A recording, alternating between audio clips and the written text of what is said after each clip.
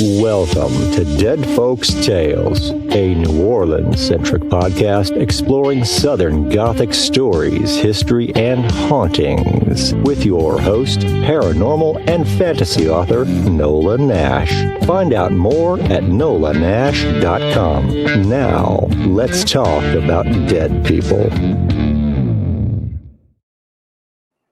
Oh, y'all, I am so excited tonight. I have been looking forward to this for, gosh, I don't know how long we've been talking about this, like 2 or 3 weeks now. It has been just such a pleasure, even through email, getting to know Terrance and his beautiful wife Cynthia. So Cynthia's back there watching us too. I know she's back there in the background. Ladies and gentlemen, let me introduce to you two-time Grammy Award winner, Terrance Simien. Oh my gosh, thank you so much for being here. Nola, thank you so much for having me. It's an honor and a pleasure. Oh, we've been chatting and getting to know each other, but for the folks that don't know you, that maybe haven't heard your music, and shame on them, because they need to get on the internet right now. Okay, after the show, y'all go on the internet, find you some music by Terrance Simien, and I guarantee you're going to be wiggling in your seat because it is dancing music. It is so much fun. So Terrance, tell me a little bit about how you got into Zydeco. It was very, very young. And I love how you just have really come up in this music. Well, I was very lucky to grow up in that whole culture, the Creole culture of the prairies and the swamp, and our music was always a big part of who we were. We'd always have, like, as a kid, I was going to dances at our church hall. I grew up Catholic, and as a fundraiser, the priest came up with this idea. Father Barnett was his name, and he was one of the first to do this sort of thing, where have a benefit dance, they call it, where they'd raise money for the church, and people would come out and enjoy the music, enjoy the cultural music, the Zydeco music, keeping the culture alive, keeping the tradition alive of the families, and in the music. And so I've been exposed to this music very young. I started my band when I was 16 years old, and we've been at it ever since. And back in 1981, when I first started playing Zydeco music, just about all the guys who had Zydeco bands were about 20 years older than I was. And most of the people who listened to the music was older. And but I fell in love with the music, hearing the stories the old people told about these musicians like Amédée Ordwin, Clifton Chenier, and just all that made me want to play this music, made me appreciate this music, and made me appreciate how much this music means to who we are in the Creole community of South Louisiana. And I think that it is so, it's just so much a part of the culture in South Louisiana. I mean, everybody's heard about Mardi Gras. You watch the Mardi Gras parades on national television. They've got clips of it, and a lot of the times the music that you're hearing that you are associating with carnival season is Zydeco. I mean, it really is. I mean, you can't not have Mardi Gras mambo, right? I mean, and everybody knows this sound. But whether or not they know what it is and know why it's so important to South Louisiana, they're going to get into the music. You can't help it. It's just get up and move and dance music. And I know I grew up down there too. And so it's festival music. It's, anytime you had a big festival, whether it was a crawfish festival or just any time of year, there was a Zydeco band that was going to be playing. And I fell in love with that music at a young age too. Now, I told you I'm not musically talented, so I wasn't going to be playing that music, but I was going to be dancing to that music out there in the crowd with everybody. And, you on the stage, though, you've had some pretty cool experiences in that long career that you have had. I mean, starting so young, you've got more stories to tell than we've got time for, but what are some of your favorite experiences that you've had performing? Well, meeting some of the great musicians like Clifton Chenier, Art Neville, Alan Toussaint, Dr. John, Mm. Cyril Neville. I mean, the names can go on and on and on. I've been that fortunate to where I was able to meet my uh, my heroes, Mm-hmm. people who I look up as legends, and people who inspired not only me but a world of other people, and yeah, I mean, it just sometimes I think back of certain things that happened, like recording with Paul Simon when I was 19 years old, when he You came did down to not. Louisiana to do Graceland. And, being in the studio with Art Neville, um, working on a song that I wrote with Dennis Quaid, the lead actor from The Big Easy, movie The Big Easy. And, you know, meeting Art Neville, who's like meeting a god to me, you know what I'm saying? He Well, was, yeah. I mean, yeah, Louisiana music, he is.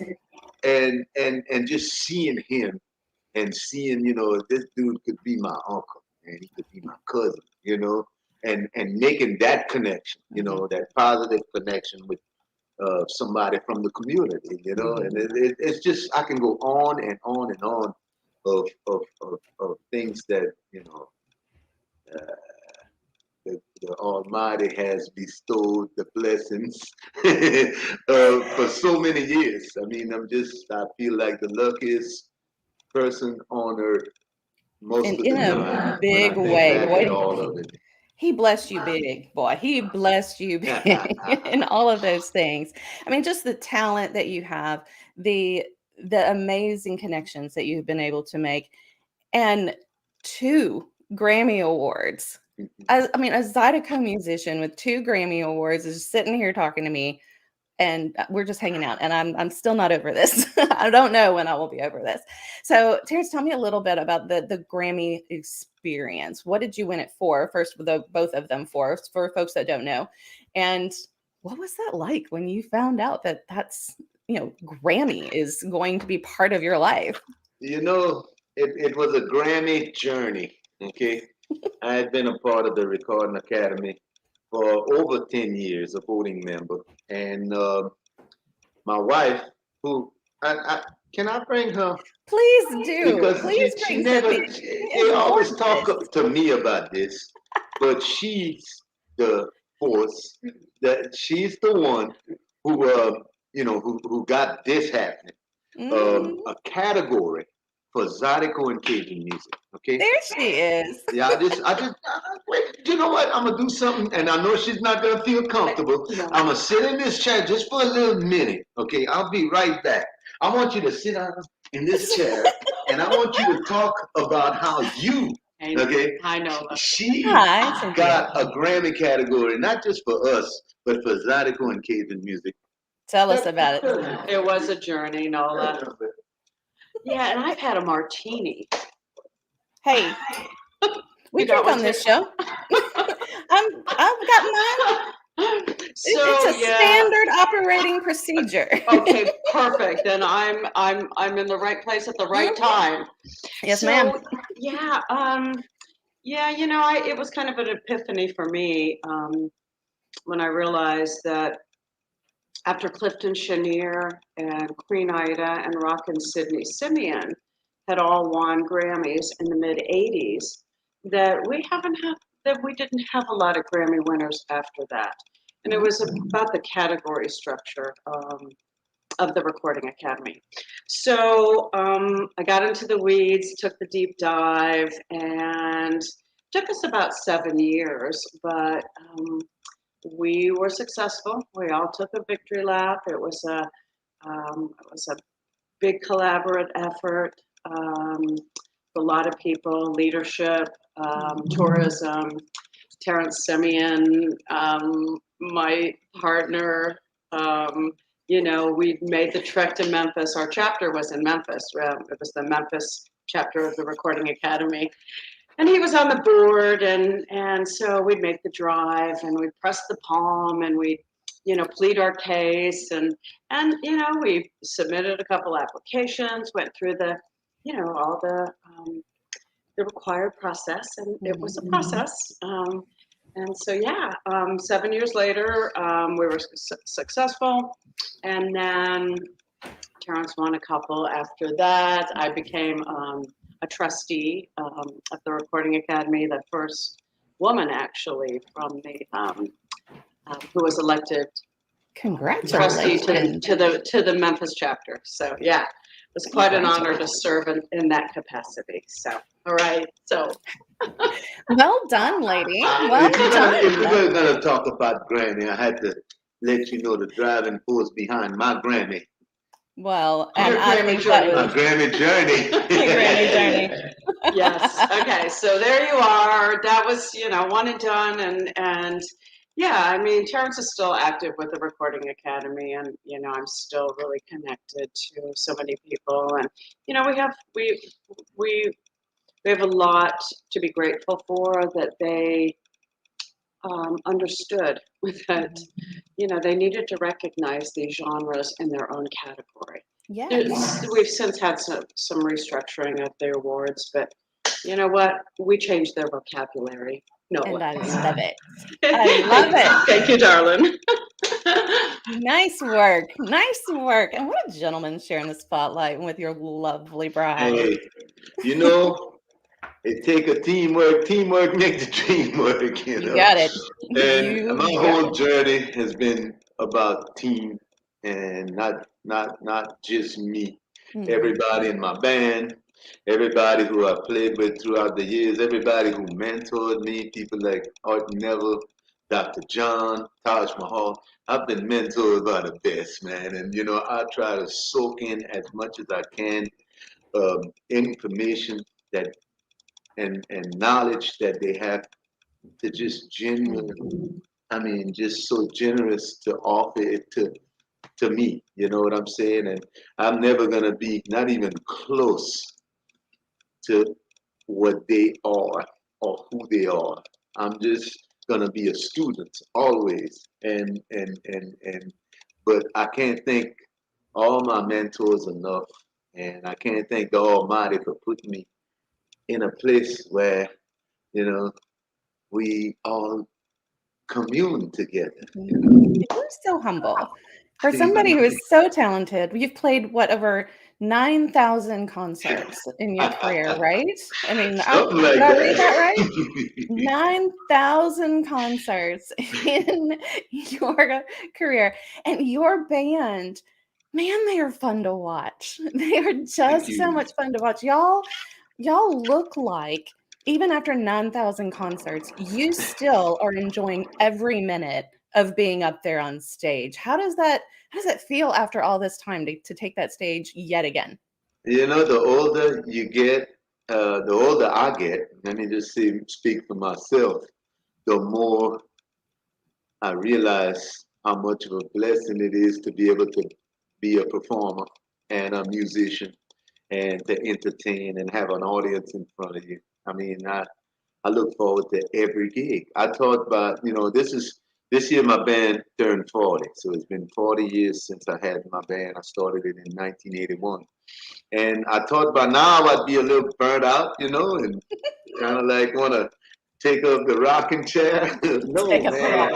There's no such thing as a rocking chair when the audience is still rocking to your music. So it's like, perfect. For me, I look forward to every gig. I know now more than ever how much of a blessing it is, and how privileged I am to be able to do it.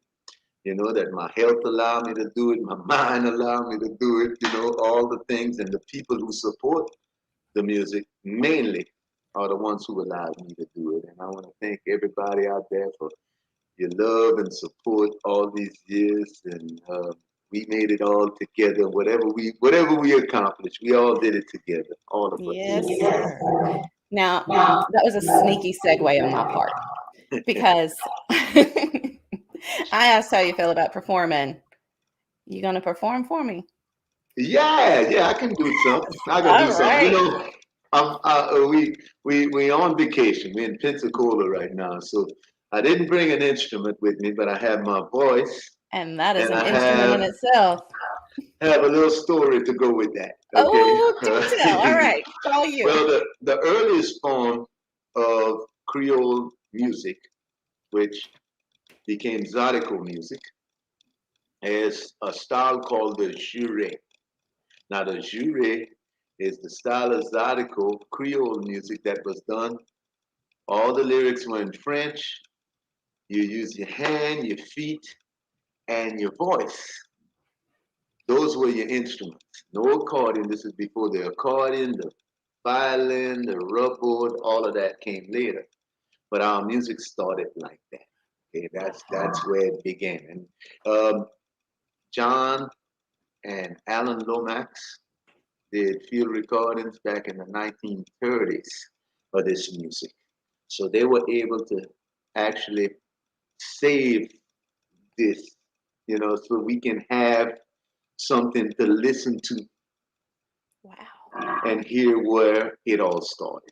And they were quoted when they heard this style of music in French, and it was done by people who had, African Americans who were speaking French, and they said it was the most African sounding music they heard in the United States. And for them, at that time, they were going all over the United States making these recordings for the Library of Congress, and for them to make that statement, man, I'm really proud of that. You know what I'm saying? Because when you listen to the jure, you can hear the origins that our music come from Africa more than it come from anywhere else on the planet. And a lot of times people get it confused, but it's a it's an African style of music. Black French speakers stop, created this, and those people are called Creoles, the Creoles. No. Yeah, yeah. So okay, this is an old Juve song, and All it's right. about it's sad, it's called the prison balls, and Canray Fontenot did a version of this using the violin. Canray, who was a great Creole fiddle player who played with Amadeo Boisec Audouin and Canray Fontenot played together. Boisec on the accordion and Canray on the violin. But this song is one of the old Jouet songs. And back in the day, where the Jouet version of that is, it's called the Prison Blues, and it goes like this. Goodbye, Shabema. Goodbye, bon Dieu pas. Goodbye à mes frères et mon cher Tito. Mon dit t'es condamné pour la ballon de mon vie dans les balles à prison. Mon j'ai roulé et j'ai mis à ma faire. J'ai valé la tête et rentré dans le tracas. À ce je suis condamné pour la ballon de mon vie dans les bas la prison.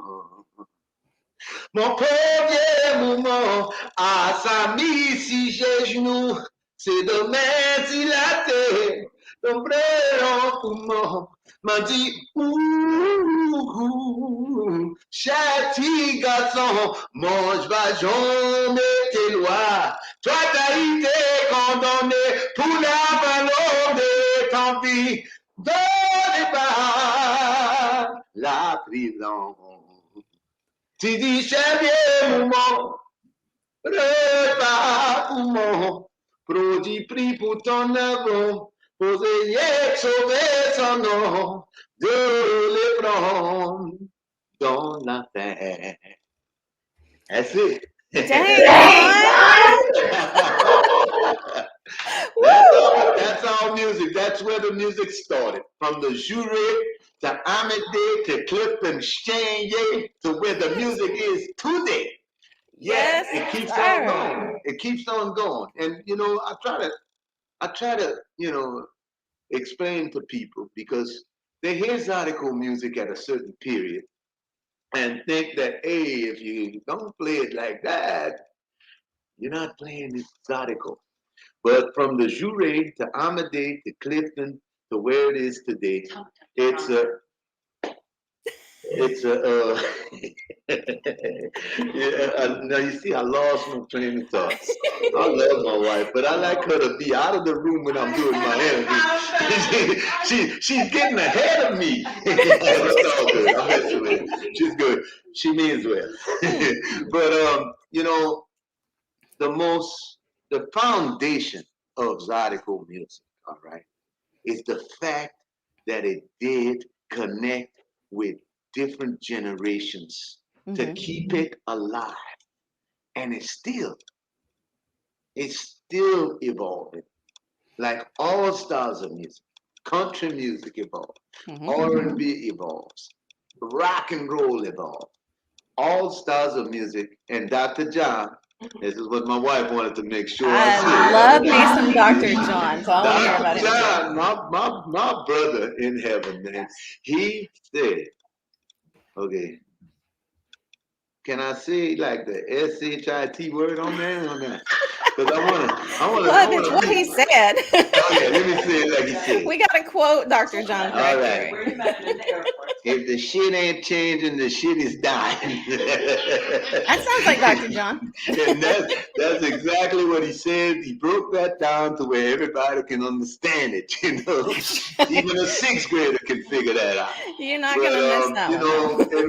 It's just people care about the music and don't feel a need to speak out, and their intentions are good. They think it's gonna preserve and protect, but they actually, like they starting a forest fire. Okay, they burning down the tradition of evolution, of the music being accepted by the source people of the music, the Creoles from the source of the music. Okay? Yep. So I try to, that's part of my mission now, is to educate people who want to know the truth about our history.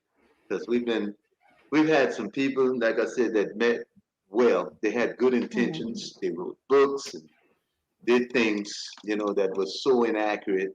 And we have to go back and do damage control, I guess you could call it. Yeah. And so my mission is to tell the truth about my people, and to whoever want to know, the truth. And so it's, it's part of what I do, Now, keeping that tradition alive, you have done something, and I guess it's been, in the last 20 years, you've actually started Zydeco music for kids. And so you've actually, it's not just when you were a kid, it was all the older people you said that were in the Zydeco, but you've actually really targeted this younger audience to help them appreciate that music. And I've been playing on, a couple of different sites on my Facebook pages. I was sharing the Wishing to Go Crawfishing song because I'm sorry, it just makes me dance. I love that song, and it's an adorable video. Y'all go to the Dead Folks Tales Facebook page. Check that out. It's a lot of fun. And bringing the music to the kids, that's something that you guys are passionate about, right? Yeah, very passionate about it, and it's the example of a lot of the older people from our community. I remember Wilbert Guillory, the guy who was instrumental more than anybody else in starting the original Zydeco Festival in Plaisance, Louisiana. And, at one time, the festival was drawing like 15,000 people, okay? And it was every Labor Day. And Wilbert's mission was to get the kids involved, to teach the kids about their culture, their history, so they could be proud about it, proud enough about it to where they want to keep it alive, and pass it on to their kids and their grandkids, So, this is a mission that we on, we wanna educate the world and share the information that we have collected over the years, over the 40 years of playing music and 56 years living in the culture. You know, a lot of our history was handed down orally, you know, and if you're not from the neighborhood, you know, we got different dialects of French, you know, within different little neighborhoods in South Louisiana. So, and different slang and stuff like that, you know, it's like if you don't understand what people are saying, then you really can't tell the story correctly. And to understand what people are saying in a certain community, in a certain village, you have to come from that village, you know? So this is what we're doing. It's called Creole for Kids and the History of Zydeco. And since we've been doing this, we've reached kids in many different parts of the world. And every kid have the same reaction. Every student, I don't like to call them kids. I like to call them students. Every student have the same reaction. It's like, wow, what's this? This is happy. This is happy music. You know, this is joy. You know? And so we try to share the joy and the history through our performance and through the music. You know, on our CD Creole for Kids in the History of Zydeco, we have narration and also the songs kind of explain, you know, the journey we taking them on. You know, journey into the Creole world where they go in the swamps and the prairies, the crawfish bars, the trail rides, All and the fun stuff. the gumbo, the jambalaya, you know, and just, you know, it's not just Louisiana history, it's American history, it's world history. And it's a good example of how people came together from so many different parts of the world. My family, my last name is Simien. My family's been in Louisiana since 1756. Wow. Documented in the courthouse in St. Landry Parish, y'all. And Goodness. my ancestors, you look at me, you can tell from all over the world, man. I'm part French, I'm part African, Spanish, Native American, and German, and Irish, I just found out. So I'm a jambalaya.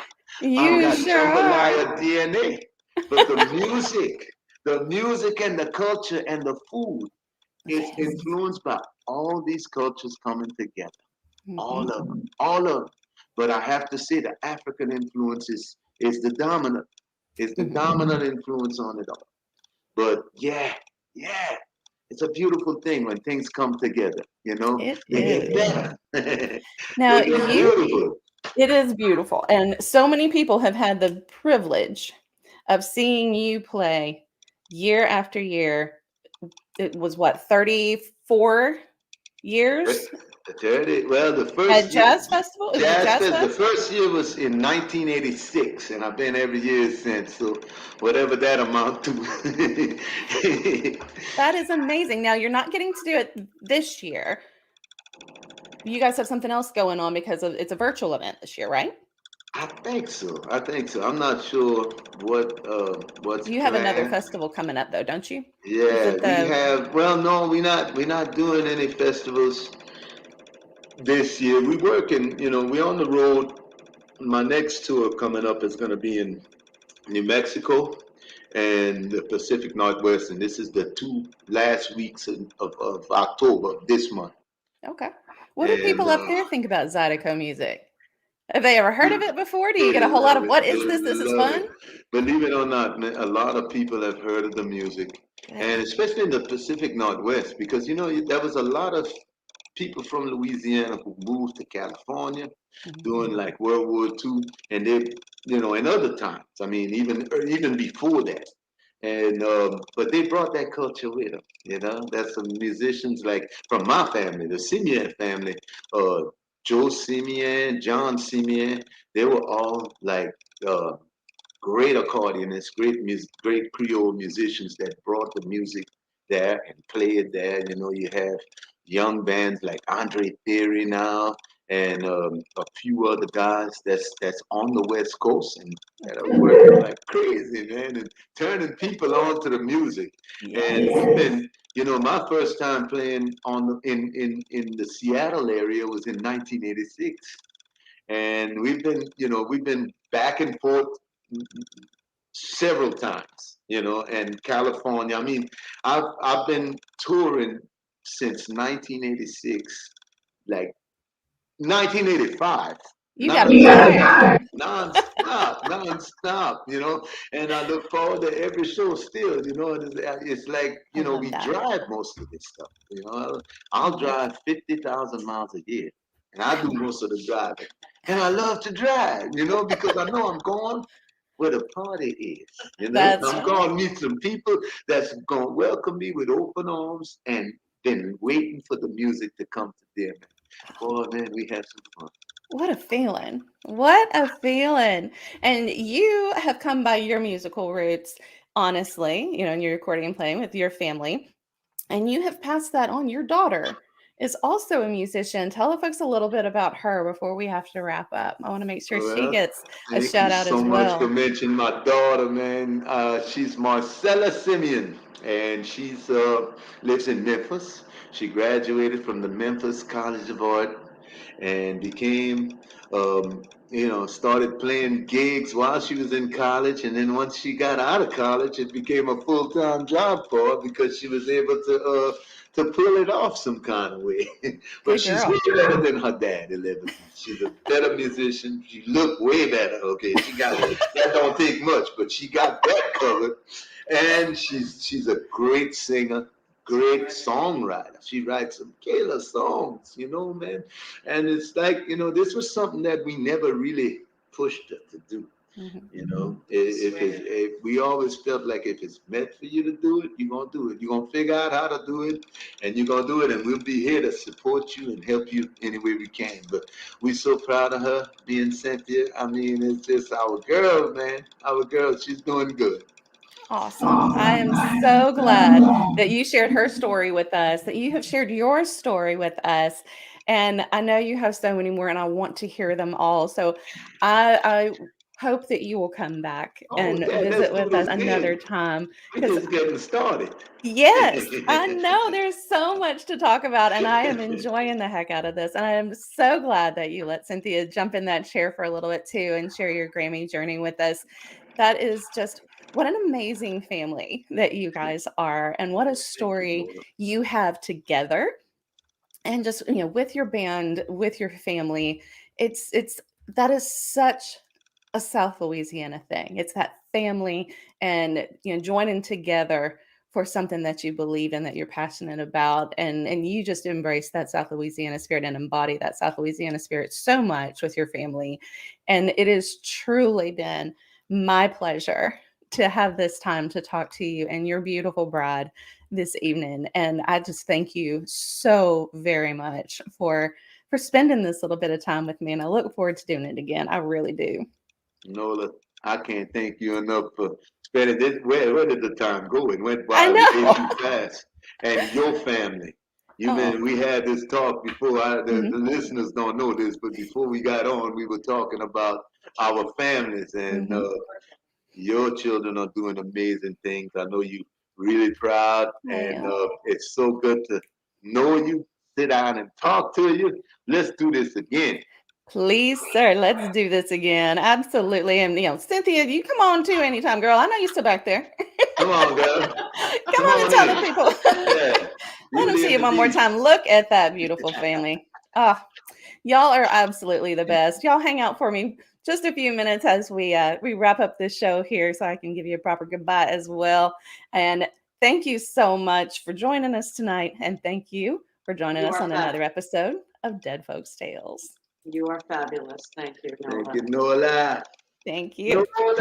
Nola. Dead Folks Tales is a copywritten podcast of Authors on the Air Global Radio Network. Special thanks to producer Roman Suritin and executive producer Pam Stack. Join us next week for another episode of Dead Folks